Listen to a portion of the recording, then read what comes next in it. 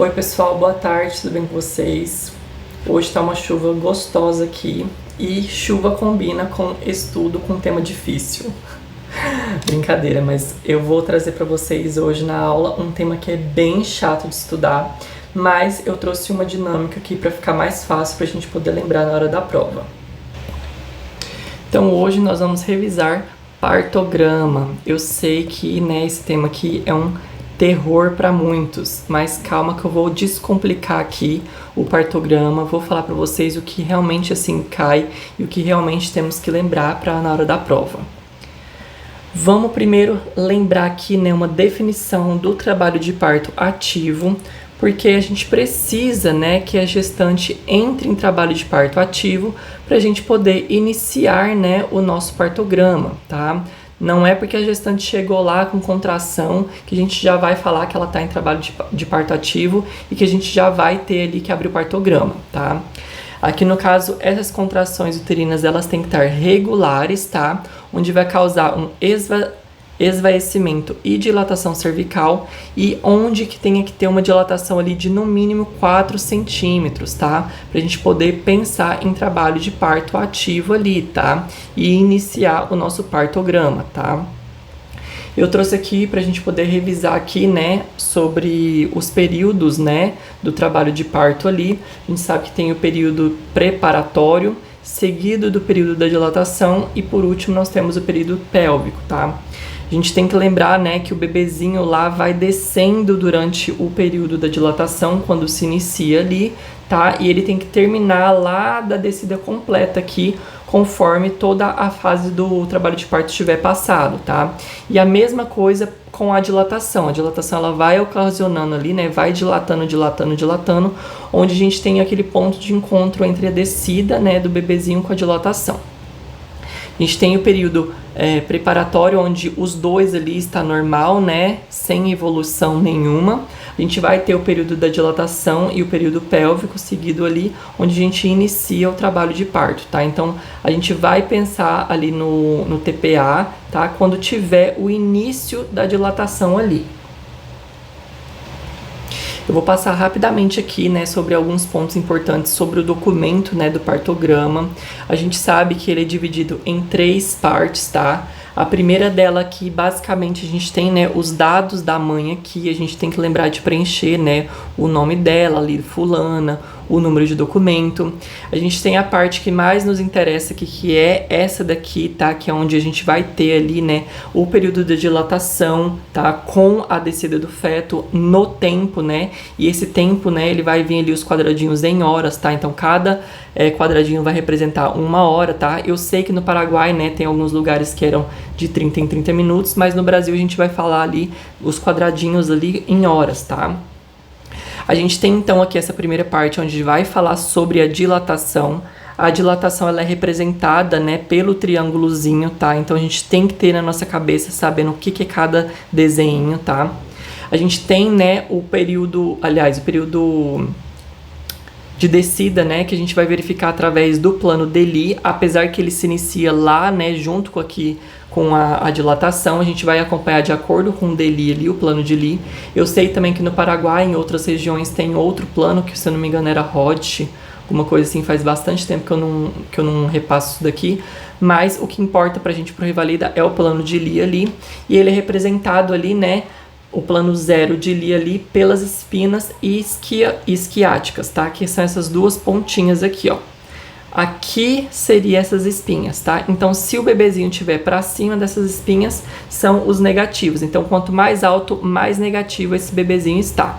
E depois que ele passa dessa espina isquiática aqui, a gente vai ter ali já positivo o plano de Lee, tá? E quanto mais perto da vulva, mais positivo e mais alto é. Isso a gente tem que levar em consideração também. Outra coisa que é muito, muito importante a gente ter na nossa cabeça, sobre a linha de alerta e sobre a linha de ação. Gente, a gente não pode confundir uma ou outra. Por quê? Porque a linha de alerta, ele significa o quê? Se passar dela, a gente tem que ficar alerta, tá? A gente coloca aquele asterístico na nossa cabeça e fala, opa, eu vou ter que ficar acompanhando essa gestante mais de perto. Mas eu não preciso fazer nenhuma conduta ainda. Se passa da linha de ação, que é essa segunda aqui, Deixa eu colocar o meu mousezinho aqui. Se ela passa a segunda linha, que é a linha de ação, aí sim a gente faz alguma conduta, tá? Seja mais invasiva ou não, dependendo de qual vai ser o nosso problema que a gente vai falar daqui a pouco, tá? Então, conduta, gente, a gente só vai ter se ela passar da linha de ação. A linha de alerta, a gente vai continuar observando. Então, a gente tem até essa região aqui para ficar observando. Passou para essa, a gente já vai ter que tomar alguma atitude ali, independentemente de como vai estar a dilatação ou a descida do feto. Essa é a segunda parte que eu trouxe para vocês do partograma, onde a gente, né, anota ali os batimentos cardíacos fetais, tá? O BCF, ele é através de pontinho, tá? Então a gente vai ali marcar mais ou menos perante ali de qual que vai ser, né, o nosso batimento do feto ali. Por exemplo, aqui, ó. A gente tem ali, né, entre 120 e 140, o 130. Então, aqui nessa primeira vez que foi feito aqui o BCF, ele estava em 130, 130, 130. Aqui ele já estava mais ou menos 140. Não tem como a gente falar 141 e eu vou marcar aqui em cima. Não, ele é sempre feito na bolinha. Então, a gente vai ter que fazer números aproximados ali, tá bom? Então, por exemplo, se ele tivesse ali 135, por exemplo, a gente ainda assim colocaria aqui na metade, tá? Igual tá aqui. Então, a gente sempre tem que ter essa consideração que a gente põe o pontinho em cima da linha. A outra parte aqui dessa segunda parte é as contrações em 10 minutos. A gente sabe, né, que a gestante ele tem que ter no mínimo 5 contrações efetivas em 10 minutos, né, que é o eficiente ali para ela desenvolver, né, o trabalho de parto ativo ali. Aqui a gente vai ter que colocar a mão, né, naquela contração ali da paciente, em cima do útero dela, da barriga dela, pra gente verificar quanto tempo tá fazendo, né, a contração, quanto tempo tá durando. Se, por exemplo, ele durou essa contração de 1 a 19 segundos, é representado pelo X. Se for de 20 a 39 segundos, a gente vai preencher metade aqui, tá na diagonal, aqui um triângulo meio na diagonal, dentro do nosso quadrado. E se ele for maior do que 40 segundos, a gente vai preencher completo. E o que a gente tem que levar em consideração? Que com o passar das horas, olha a diferença aqui, ó, ela teve 2 contrações que duravam até 39 segundos e na terceira contração aqui dela foi maior do que 40 segundos. Quando a gente verificou essa outra coisa aqui, ó, essa próxima contração, ela já está durando 40 segundos em todas, tá vendo tanto aqui? Depois aqui ela ainda teve um aumento aqui, só que um aumento para maior do que 30 segundos também, tá? Ali no caso 39 segundos. Então aqui ela foi o quê? Subindo, ela foi acrescentando o número de contrações e a intensidade. Isso a gente tem que levar em consideração também, porque se tiver problemas aqui na contração, o trabalho de parto lá de cima, né, da dilatação ou da descida, vai estar com problema também, tá? Então, por isso que o partograma a gente tem que fazer ali uma avaliação conjunta, tá? De todos os dados que eles trouxerem. E a terceira parte, que é uma parte que eu considero não muito importante para o INEP, tá? Porque isso daqui nunca trouxe, assim, muito problema aqui, é que a gente vai verificar como vai estar a bolsa dessa paciente, como que vai estar o líquido amniótico, se foi prescrito ou não, né, a ocitocina, e a gente vai ter que colocar aqui a unidade certinha que foi feita, alguns medicamentos, né, fluidos ou analgesia em caso que seja necessário ali, e o examinador sempre tem que assinar ali conforme cada toque que foi feito, tá, durante o trabalho de parto ali. A bolsa, né, ela pode ser representada por I ou R, ou seja, o I vai ser de bolsa íntegra. Olha só aqui, ó, nessas 3 primeiros toques aqui a bolsa estava íntegra. Depois do quarto já foi rota, que é representada pelo R aqui, tá? Então, uma vez iniciado o R, sempre vai ser R, tá, galera? Então, é uma coisa meio lógica aqui. E outra coisa, o líquido amniótico ele só vai ser avaliado após a ruptura, né, da bolsa amniótica. Então, a gente vai verificar ali, a preencher, né, a característica do líquido depois que a minha bolsa amniótica tiver rompida ali, tá? A gente tem ali o líquido claro, tá? Ou ainda pode ser um líquido meconial que a gente preenche ali com um LC ou LM, tá? A ocitocina, né, a gente tem que sempre marcar a dose, igual eu trouxe para vocês nesse caso aqui de 5 unidades, tá? E a gente sempre coloca todas as vezes que foi feita a ocitocina. Outra coisa que o Revalida já cobrou, ele gosta aqui bastante.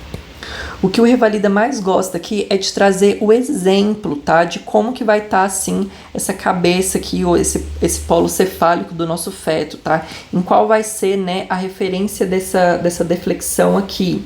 A gente tem, né, a posição fletida ou occipital, onde a referência vai ser o lambda, e isso aqui vai estar escrito na prova. É essa parte de referência que vai estar escrito no enunciado. A gente tem que levar em consideração para saber qual é o tipo de deflexão aqui da cabeça cefálica, tá? Da cabeça do feto aqui. Se for defletida de primeiro grau ou bregma, a referência vai ser o próprio bregma, tá? Que é nesse caso aqui, ó, a gente vai ter ali aquela sutura do bregma ali como a primeira instrução que vai estar no nosso caso clínico. Se for defletida de segundo grau, o problema aqui, né, o que vai trazer no nosso caso clínico é a glabela como a referência. Então, ali em cima da sobrancelha, né, entre uma sobrancelha e outra vai ser a nossa referência, ou ainda de fronte. E aí essa parte aqui, inclusive, já caiu várias questões no Revalida, tá? E sempre vinha a glabela como referência. E a defletida de terceiro grau ou a de face é o mento. Então, o mento, gente, ele só vai sair ali para fora, lá das nossas espinas, lá na nossa referência do plano zero de Lee, se ele tiver passado ali já do terceiro grau, tá? O mento, ele vai estar presente ali. Isso daqui é só aprender as imagens, porque questões de deflexão do polo cefálico, ele é com imagem, tá? O Revalida, ele vai trazer essa imagem aqui, ou essa, ou essa, ou essa, e vai perguntar qual é o déficit aqui, ou ainda os outros nomes, se é de fronte, de face ou de bregma, tá? Nunca caiu aqui o de occipital, que é a referência lambda. Os que já caíram foi bregma, glabela e mento, tá? Vai que na hora da prova eles acabam cobrando lambda, então é importante a gente lembrar certinho cada um aqui.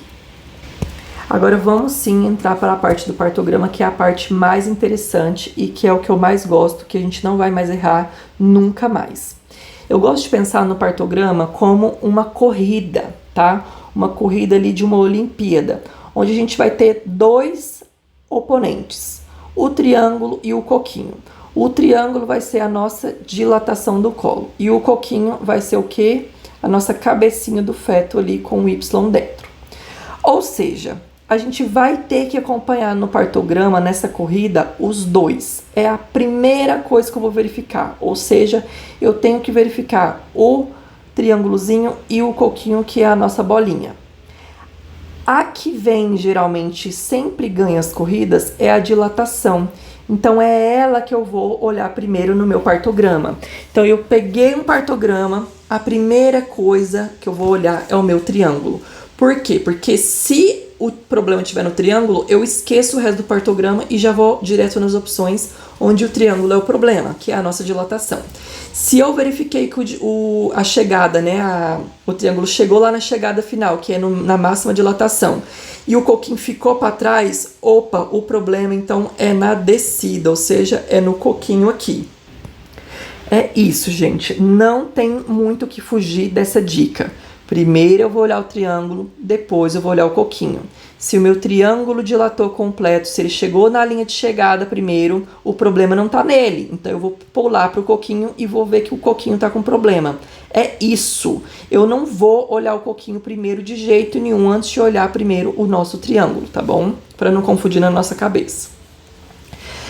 Outra coisa. Quem chega primeiro, eu falei para vocês que sempre vai ser o triângulozinho, que é a dilatação. Para depois o nosso coquinho chegar lá no final, que é a vulva, né? Depois lá no plano mais 4 de Lee.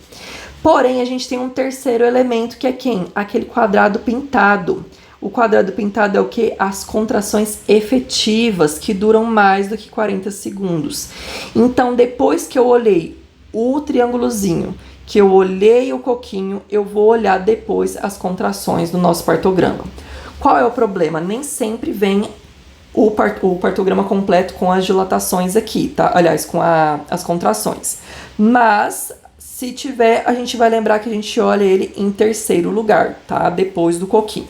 É só seguir essa ordem que não tem como errar. Então, a gente vai chegar na hora da prova e quando a gente tiver numa questão, a gente vai dividir, tá? Os problemas das distorces do partograma em 3 grandes grupos. É a mesma coisa, gente, lá para as anemias. A gente tem grupos e os grupos vai facilitar na hora de resolver as questões. Então aqui a gente tem aqui os 3 grandes grupos, tá, das distórcias, que a primeira e a principal que tem na nossa cabeça são as da desproporção cefalopélvica. As que causam desproporção cefalopélvica são apenas 2. Ou vai ser uma parada secundária da dilatação, ou vai ser uma parada secundária da descida. Ou seja, eu olhei o triângulo e o problema está nele, o problema vai ser o quê? Parada secundária da dilatação. Se o meu triângulo chegou no máximo lá na largada e eu olhei o coquinho e ele ficou para trás, então vai ser um problema do quê? Parada secundária da descida. Viu que não é difícil? É isso, não tem o que a gente ficar enrolando, não. Esse é o nosso primeiro grande grupo e é o grupo que mais cai na prova e é o principal. Porém, a gente tem outras aqui que são um grupo de hipoatividade, ou seja, o meu problema vai ser o quê? A falta de contração do nosso útero ali, da nossa paciente.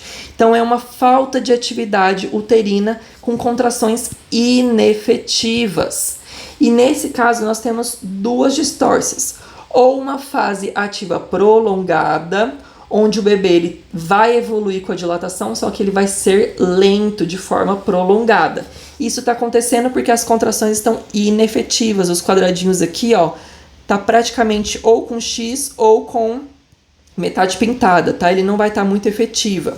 Ou ainda a gente tem o período pélvico prolongado, onde aqui o problema vai ser o quê? Lá no período pélvico, que vai estar ali com a descida demorando, tá? A dilatação já foi, mas o coquinho tá descendo mais devagar. Enquanto lá na fase ativa, o triângulo tá demorando a finalizar lá, a subir, tá? E por último, grande grupo, a gente tem a hiperatividade, onde a gente só tem um representante, que é aquele parto taquitóxico, que é aquele parto onde vai acontecer ali extremamente rápido. A gente abriu o partograma e do nada, em 2 toques, ele já saiu o bebê.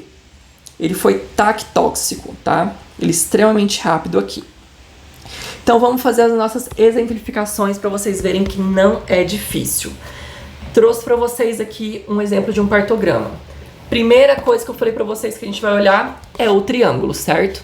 Então aqui no nosso primeiro toque, ele estava com 5 centímetros aqui.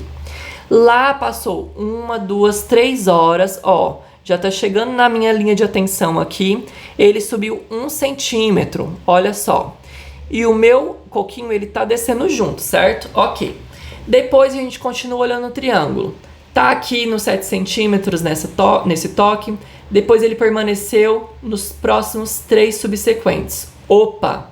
O que eu falei pra vocês? Se eu olho o primeiro triângulo e ele não chegou lá na minha linha de chegada, que é aqui, ó, nos 10 centímetros de dilatação, o problema é nele. Então não tenho que brigar com esse partograma. É uma parada secundária da dilatação, porque o meu triângulo não chegou lá nos meus 10 centímetros da minha chegada, tá? Na minha linha de chegada.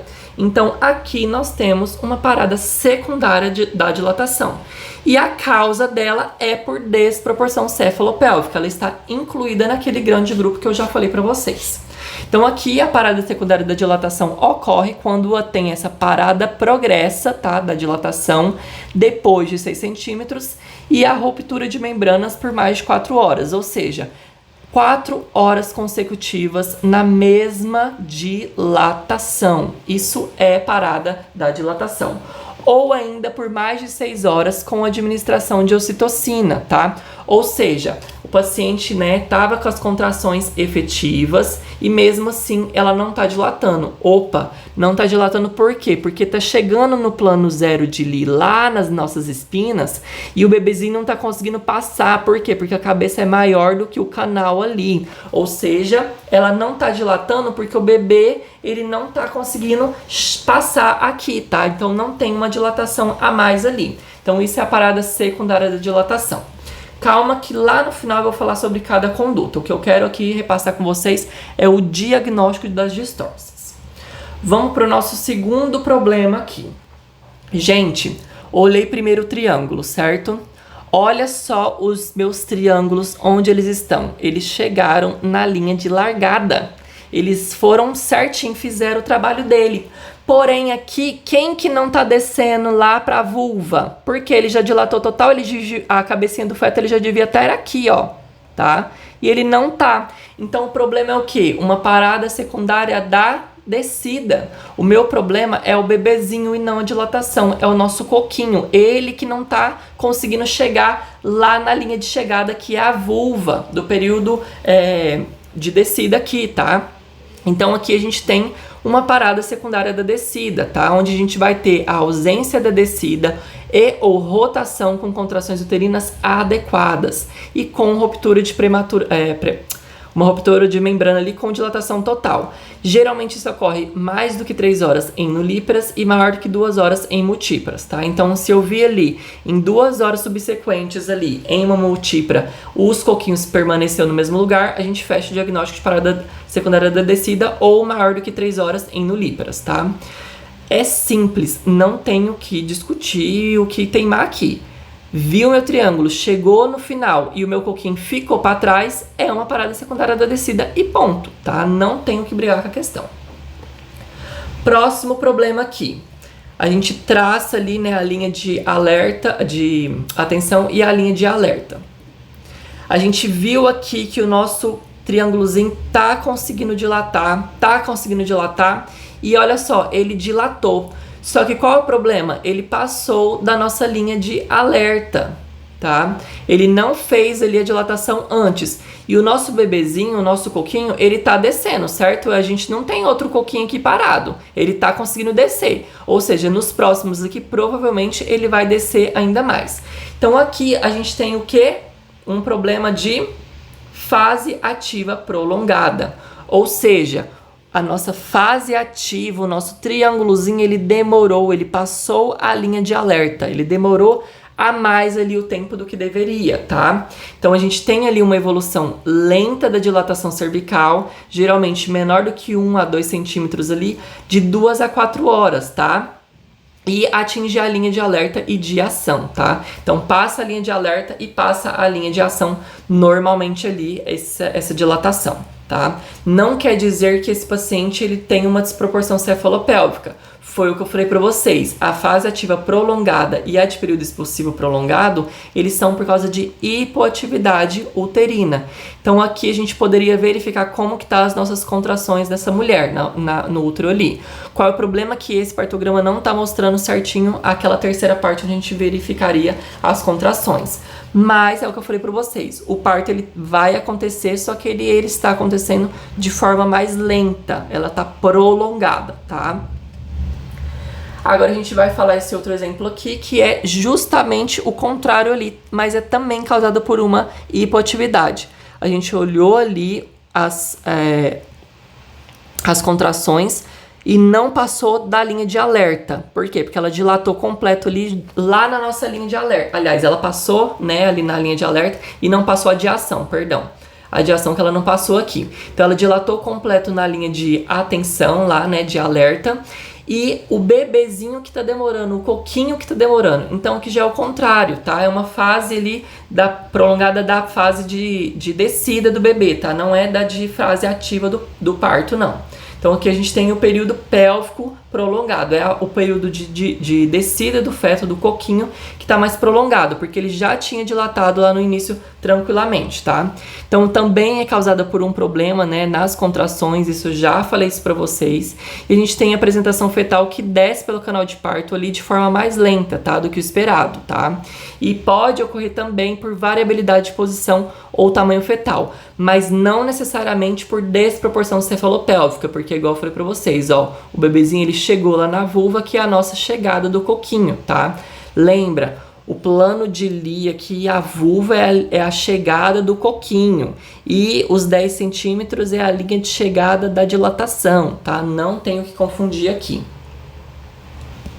E por último nós temos o nosso terceiro grupo, né? O que é o da hiperatividade. O único que tem hiperatividade uterina aqui é o parto tactóxico, que é o que eu falei para vocês. O partograma acabou de abrir, passou 2 horas, 3 horas, a mulher já dilatou completo, o bebê já desceu totalmente ali no plano de Lee, já chegou na vulva e o parto já aconteceu. Então ele é extremamente rápido, tá? Isso acontece ali, tá? Por causa de um intervalo menor, tá? Do que 4 horas e geralmente é em umas gestantes ali que provavelmente aconteceu um erro, tá? Durante a abertura do trabalho de parto. Ou ainda aquelas mulheres mais multíparas, tá? Que já realmente faz um parto ali vaginal mais rápido, tá?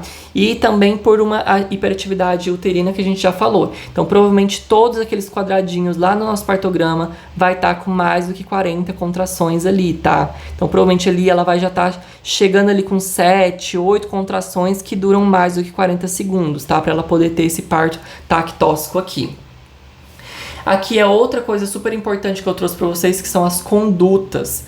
Além do diagnóstico, a Rivalida gosta de conduta das distócias, tá? Dos problemas ali do trabalho de parto ativo.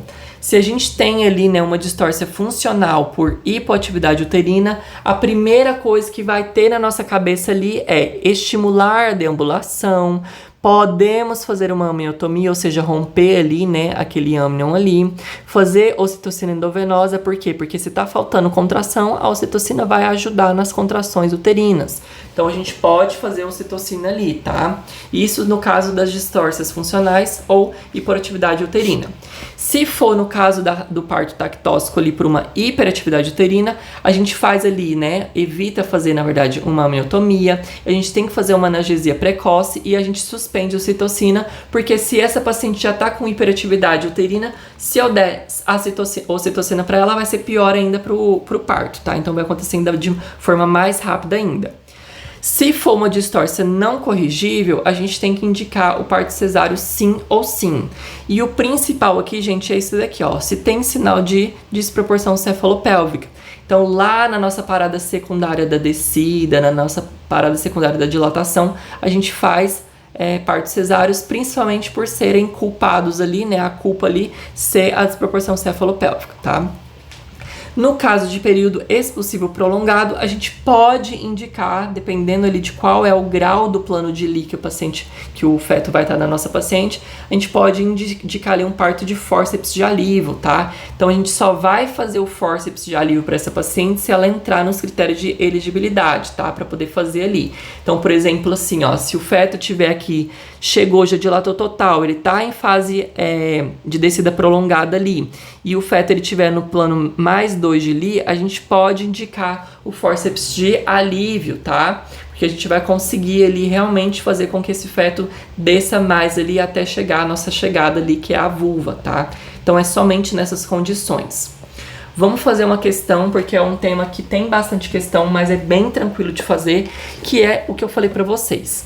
Gente, questão de partograma é aquela questão que a gente vai conseguir, tá? Fazer questão só olhando aqui o partograma. Então a gente esquece, otimiza tempo. A gente nem vai ficar dando muita moral para tudo isso daqui que tiver no nosso partograma antes do caso clínico, tá? Então, vimos um partograma, a primeira coisa que a gente vai fazer foi o que eu falei para vocês. Verificar se o triângulozinho chegou na linha de chegada, que é os 10 centímetros. Vou riscar os 10 centímetros lá em cima. O meu triângulo foi lá pra cima, ele chegou na linha onde ele devia chegar nos 10 centímetros? Não. E olha o problema, ele já passou da linha de ação, tá? Que é essa segunda linha aqui. Ou seja, isso sim ou sim é uma parada secundária da dilatação. É o PSD. Olha só o que está acontecendo aqui, ó. Essa paciente, ela estava com várias contrações maravilhosas. E aí, quando chegou na primeira vez aqui da parada, já começou a diminuir. Na segunda, já diminuiu ainda mais. E qual foi o problema? Porque esse útero perdeu a força. Ele perdeu a força por quê? Porque o feto não está conseguindo passar do plano mais 0 de Lee lá, tá? Ele não está conseguindo chegar aqui por uma desproporção cefalopélvica. Então, vamos ver as nossas alternativas. Gente, fácil. A gente não tem que ficar batendo cabeça. Se a gente falou que é uma parada secundária da dilatação, a gente vai ver aonde estão essas alternativas. Não é parada secundária da descida, porque se fosse, a gente teria que ter tido o triângulo lá em cima com a parada do coquinho, e não foi isso que aconteceu. Então a gente já excluiria a letra B e letra E aqui. Não é fase ativa prolongada, porque não chegou lá na imagem, na margem dos 10 centímetros também, por mais que tenha passado da linha de alerta ali, tá? Aliás, de ação ali. Então só sobrou a letra C e a letra D. Gente, o que eu falei para vocês? Desproporção cefalopélvica, a gente faz cesárea. Não adianta dar ocitocina. Essa mulher, ela estava com ótimas contrações e foi diminuindo porque o útero perdeu força por causa da desproporção cefalopélvica aqui. Então não adianta eu fazer esse útero contrair mais porque o feto não vai passar, não vai passar. Então a gente tem que indicar cesariana para essa mulher, e mesmo se ela já entrou, né, em trabalho de parto ativo ali, em fase ativa do parto. Então a nossa alternativa correta é a letra C. Não tenho que brigar com essa questão, tá? É uma questão maravilhosa. E tentem sempre pegar o partograma e fazer esse treinamento, que não tem erro, tá? Gente, foi isso. Partograma é isso. O Revalida não cobra mais nada de partograma. Então é isso daí. Revisem as aulas, revisem o cronograma certinho que eu tô trazendo para vocês, que vai dar bom. Não se esqueçam de seguir, né, o meu Instagram aqui, @revalidefácil, de deixar o seu gostei, de comentar e de curtir a nossa aulinha, tá? Deixa o seu like aí para eu saber que você gostou da aula e que te ajudou. Um beijo, um queijo e até a próxima aula.